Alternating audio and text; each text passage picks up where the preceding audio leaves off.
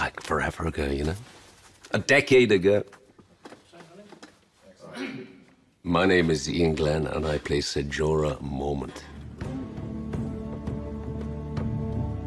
He's an exiled knight, and he'd been banished because he was foolish enough to sell slaves, and Ned Stark didn't like it. He's trying to win favor back in Westeros by keeping an eye on the Targaryens, and Dany in particular. The first time we see him, he's at a wedding of Khal Drogo and Daenerys.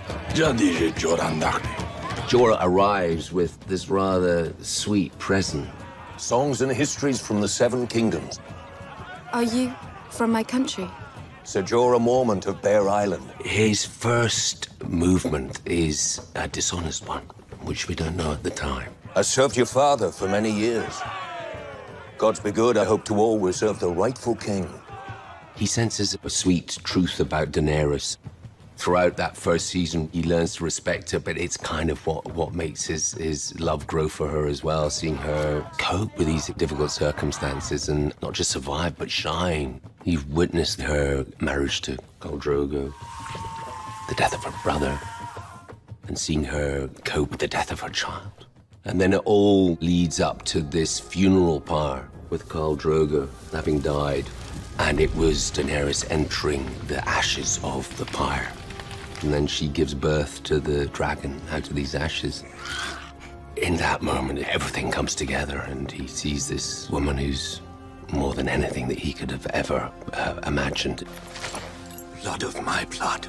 I think we understand by the end of season 1 that he is going to live for her. She's in a good mood. And of course, Daenerys Harris is just careless and cool of it all, which is really fucking irritating, you know, when all you've done is really love this person and try to be proper and probably right, and then this kind of dude comes in, you know, with this friggin' spinny fucking blade, and she gets all fucking attracted to him. Has she come yet? Who? The Dragon Queen. Daenerys Stormborn. Haven't heard anything. Jorah is at his worst. He's ruined by grayscale and is being kept in an isolation unit. And he's just waiting his death. And Samwell Tarly pops up. I knew your father. I was with him when he died. You're not dying today, Sir Jorah. He tries to take on the difficult task of peeling it off him. Against the odds, Sam saves Jorah's life. I return to your service, my queen. If you'll have me. It would be my honor.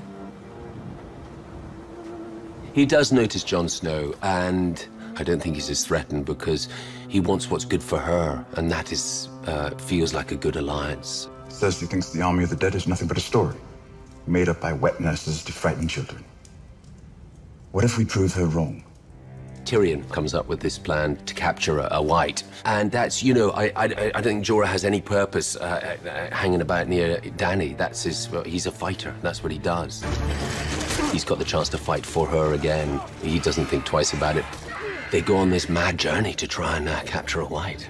It all goes pear-shaped, and they look like they're all going to meet their maker when Dany flies in. And they all fly out, but he sees her lose one of her children.